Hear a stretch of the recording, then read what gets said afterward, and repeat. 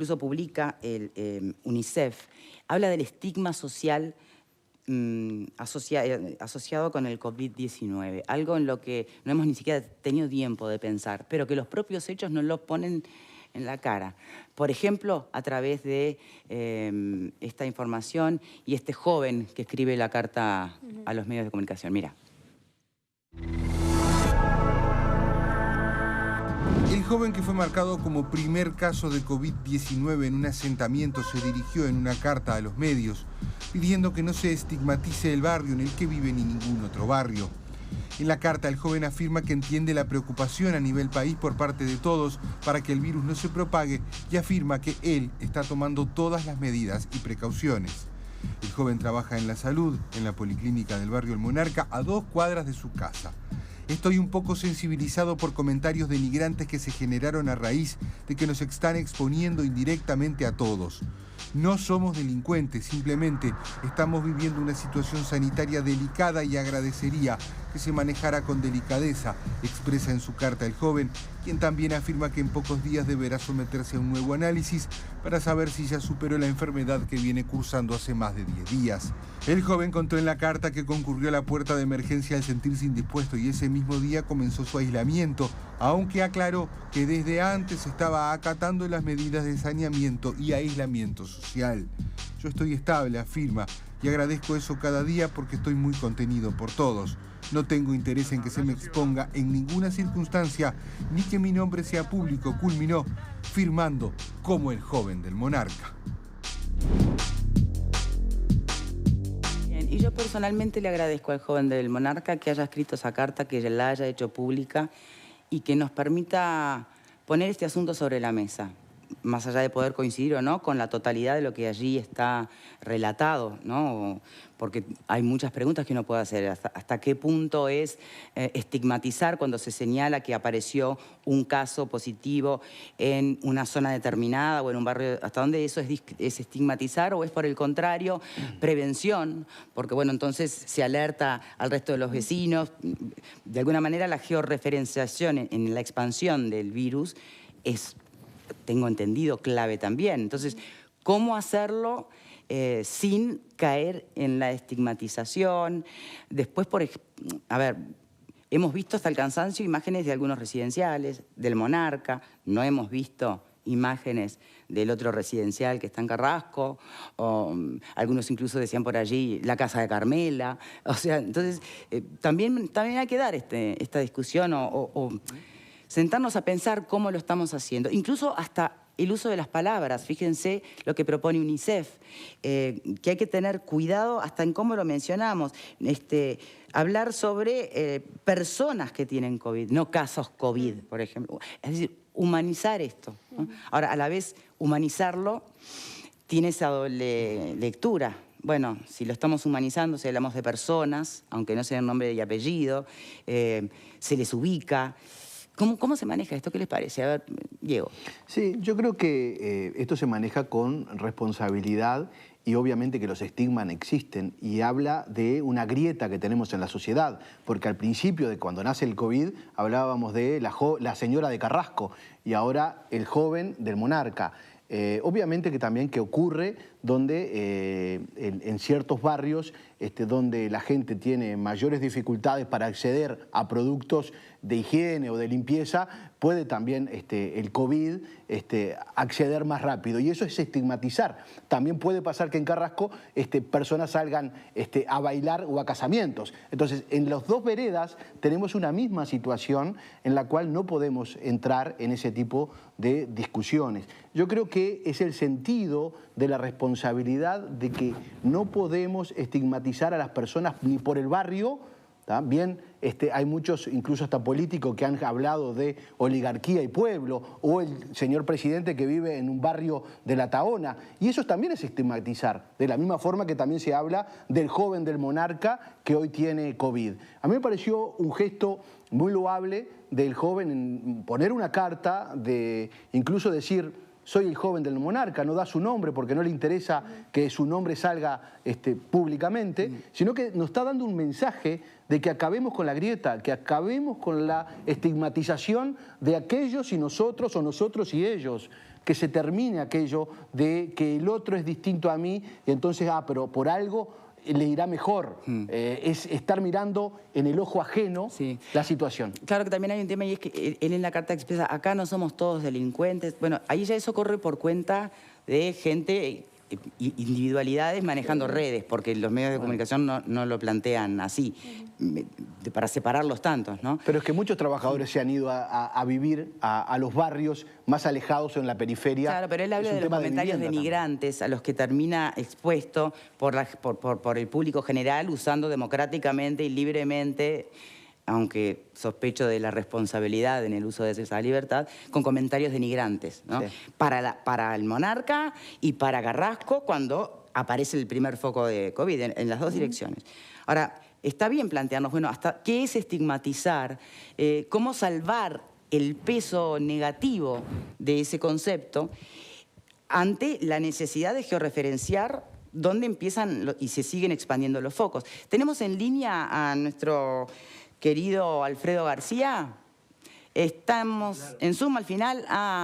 Se vistió. Ahí está, se vistió. Entonces ahora puede salir en cámara. ¿Cómo le va? Ya dejé el arroz de chambre y arroz de chambre. Claro, ya estoy presentable. No, tenía un problema, se me cae 2 por 3 el sistema, ¿viste? Y eso que pago y todo, pero bueno, antes de todo a veces no funciona tan bien. Yo creo que la estigmatización va por barrios. A ver. Porque no solamente se estigmatiza ahora por el caso del COVID-19, sino que mucha gente, cuando busca trabajo en otras circunstancias, no puede decir que vive en determinados barrios porque automáticamente no le dan la posibilidad de acceder al trabajo, ¿no? Sí. O sea que no es, solamente por el tema de la pandemia. Tendemos, por supuesto, es mucho más fácil mostrar a gente pobre o gente que no conoce sus derechos en los medios de comunicación que gente que es muy consciente de eso y que se cuida mucho de algunos medios de mostrarlo, ¿no? El caso de Carmela fue al contrario, la mostraron en todos lados, por todos lados, ahí sí se estigmatizó de una manera, a mi criterio, ¿no? A esta mujer, que fue inconsciente lo que hizo, pero más allá de eso, lo que se hizo fue un linchamiento en el caso de ella, me parece a mí. ¿Cómo se puede hacer en algunos casos ahora con alguna gente que vive en un asentamiento, con un barrio humilde, etc.? Pero yo creo que ahí la gran responsabilidad es de los medios. ¿tá? Somos nosotros los responsables justamente para no crear ese morbo, ¿no? Y querer poco menos que ver el hombre que está en el CTI sufriendo COVID-19, bueno, o el hombre que está contaminado, ¿tá? Y está viviendo en una casa de madera, entonces parece que eso vendiera. Creo que hay que ser absolutamente cuidadoso. La estigmatización se da para todo el espectro.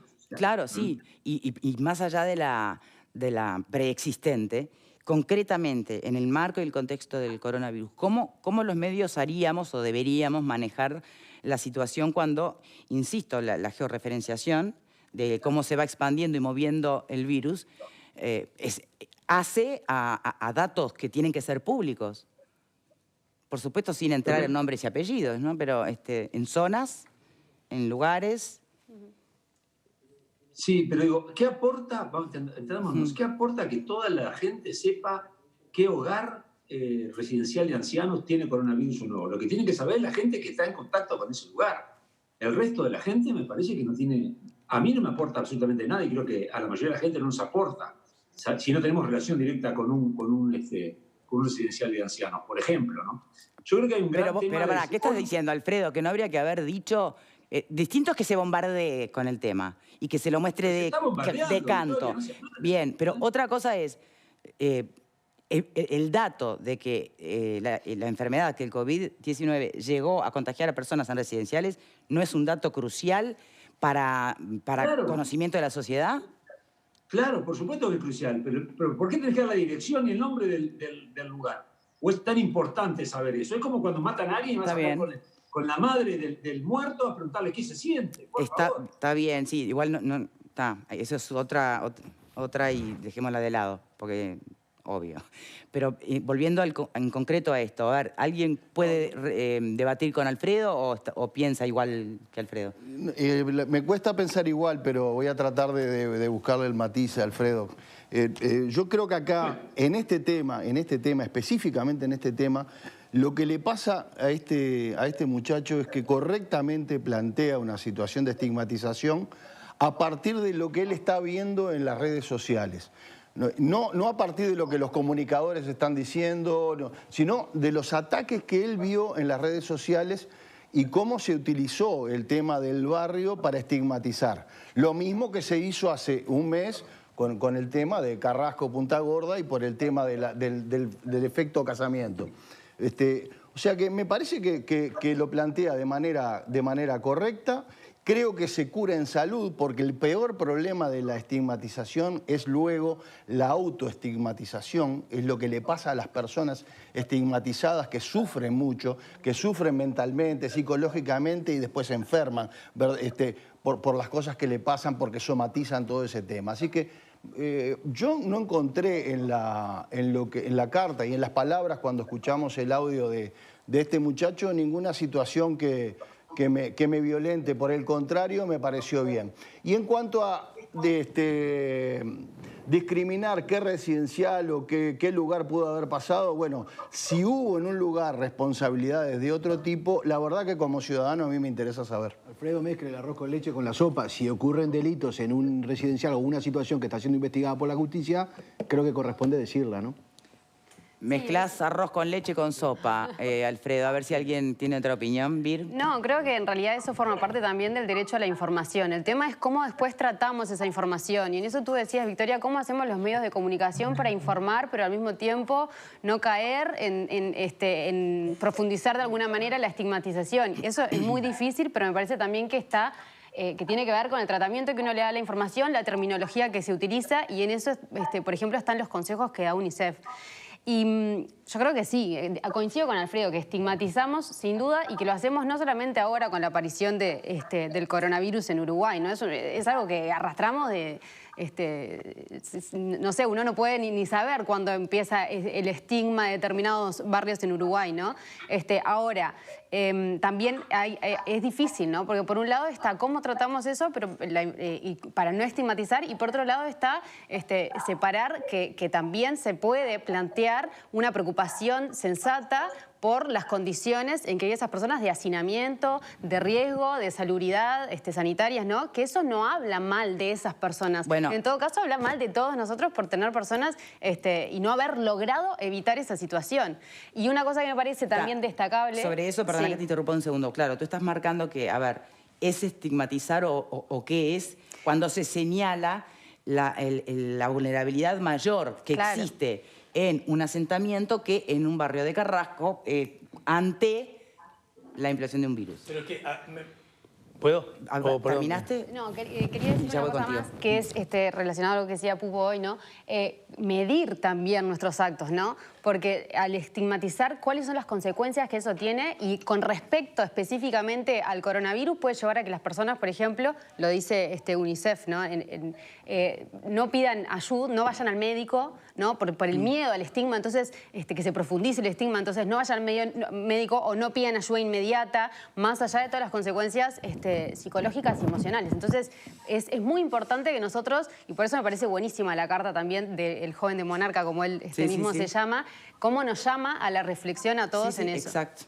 No, en la dirección que plantea la compañera. Bueno, primero hay que recordar que, mira qué interesante, porque ofender la fama, el honor o la dignidad de una persona es una de las acepciones de estigmatizar. Sí. Y la otra es marcar a alguien con un hierro candente. Y en realidad, marcar a alguien, es decir, generar una huella que no se borra más, es a lo que nosotros estamos acostumbrados. A mí me parece que, yo lo quiero decir con todas las letras, que yo sepa que hay un barrio de fragilidades materiales muy subrayadas, que allí hay un foco o un probable foco de coronavirus, es una información muy útil para la República toda. A mí me parece muy interesante y no le hago reproche a las autoridades en ese sentido, porque es obvio que tienen menos condiciones objetivas para la defensa y el cuidado. El problema es el anterior, justo lo que hablábamos ayer, la lupa que el coronavirus nos propone a todos. El problema es que haya compatriotas nuestros viviendo debajo de la línea de la dignidad. Ese es un asunto sobre el cual, si es necesario, todos los días lo diré. Es sobre lo cual nosotros estamos conviviendo desde siempre y es algo que no nos podemos permitir, que haya personas que ante una dificultad sanitaria tengan menos herramientas que otras. Ese es el asunto que tiene que ver con la verdadera democracia, con la verdadera generación de derechos, con el verdadero respeto a la dignidad humana. Y en ese aspecto, Uruguay, que yo creo que ha dado avances sustantivos que creo que merecen ser elogiados, aún la sigue corriendo muy de atrás. Alfredo. Mira, yo creo que lo que estamos viviendo, aparte de la pandemia del COVID, es la pandemia de la información, ¿tá? Porque nos están atomizando durante todo el día, a toda hora, con ver la información, y muchas veces eso genera inseguridad y miedo, y reacciones de que el otro es poco menos que el enemigo. Hay situaciones, se han dado situaciones en Argentina de que alguna gente que estaba contaminada, poco menos que le querían prender fuego a la casa en el barrio para que se fuera del barrio. En España se ha dado situaciones de gente que trabaja en la salud, que le dejan cartas a los vecinos: si usted trabaja en la salud, y si puede ser de casa mientras dure la epidemia, porque no puede correr riesgos. Frente a una situación en la cual la desinformación abunda y el miedo abunda, las reacciones primarias surgen rápidamente. Entonces el otro pasa a ser un enemigo, o pasa a ser un temor, pasa a ser alguien que hay que tener cuidado y de que no nos contagiemos porque es un peligro. Y yo creo que lo que hay que tener es información muy seria, muy concreta, no exceso de información. Yo creo que el punto de vista del gobierno está informando bastante correctamente. Es una vez por día, metódicamente, pero los medios estamos realmente en la pandemia de la información del COVID-19. Y eso genera tarde o temprano reacciones que se ven en las redes sociales o se ven en diferentes lugares. Y se entra a estigmatizar. Yo creo que la estigmatización es algo que se da, y lo hemos, vos misma lo has sufrido, querida, hace unos añitos atrás, por un comentario. Todo el mundo tiende a estigmatizar. Rápidamente tenemos a juzgar al otro por el barrio que vive, por una palabra que dijo, por un comentario. Y creo que en estos momentos hay que ser absolutamente cuidadoso con eso, porque no se trata de dividir, se trata de tratar de unir esfuerzos para salir de esta situación, ¿no? Pero la estigmatización no es también cuando se dice bolche, facho, que eso no es derecho, que yo el otro día hablaba cuando lo de Manini del enemigo, el derecho penal del enemigo, y tú me decías que yo defendía el arroz con leche cuando defendía cuestiones de buscando una paz social. No, tú politizás el arroz con leche. No, yo no politizo el arroz con leche. Politizás todo, no, yo lo que digo es que cuando hablamos del enemigo, hablamos de todos los enemigos. No hay enemigos de primera o enemigos de segunda, sino que la paz social se construye y la estigmatización se construye con lo que decía Alejandro. También es no atacar, no poner a fuego el sello de que el otro es malo y yo soy bueno. A ver, para que contestes. ¿Estás ahí? Sí. Metió cualquier cosa, cualquier verdura, me mete a Manini, sí, facho, ¿Podríamos volver a la estigmatización por el COVID-19, por favor? Focalizate en el tema. ¿No? Estamos evidentemente hablando de lo que es la información sobre un barrio específico y la gente que puede empezar a decir, fíjense, lo que dice Alejandro es real. Es decir, hoy hay situaciones muy, muy complicadas. Si a una persona de un barrio normal cualquiera, no quiero nombrar a ninguno para que nadie se sienta estigmatizado, la que tiene casa, techo y comida, dignamente se enferma, puede hacer cuarentena, puede tener pero si alguien se contagia en un asentamiento donde viven 8 personas en una habitación, ¿qué cuarentena va a hacer? Ahí hay un foco de propagación brutal. Entonces, creo que lo que estamos viendo es situación de crisis de un montón de gente, como también lo de las casas de salud. Ahora le llaman residenciales. Son las viejas y queridas casas de salud. O sea que el punto sería el equilibrio entre pasar la información, dar el dato, para que puedan actuar y hacer políticas dirigidas a quienes más lo necesitan por parte de las autoridades, y luego buscar ese equilibrio entre cómo los medios de comunicación acompañan esa situación. Pero otra realidad, y de la que nadie puede hacerse responsable salvo el que usa el tecladito, son las redes sociales, que son crueles en ese sentido, Alfredo. Y es lo que se pero si vivís en función de las redes sociales, te enloqueces. Porque en las redes sociales, digas lo que digas, siempre tenés 100 que te van a dar por un caño.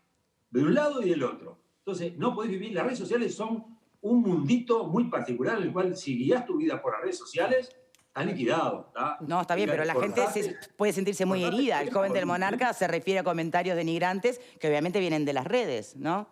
Sí, claro. Pero en las redes sociales te denigran a cualquiera. En un momento. Si vivís por eso, agarrar el mouse y entrar a cortarte la vena. ¿Viste? Porque si no, te volvés loco. Bueno, no lo hagas, Alfredo. No lo hagas. No, yo no lo digo en las redes sociales. Gracias como siempre. Un placer. Abrazo. Saludo a mi amigo Durán, que politiza todo. Abrazo. Chao, chao. Señores, ¿tenemos que hacer una pausa? Sí, y ya venimos.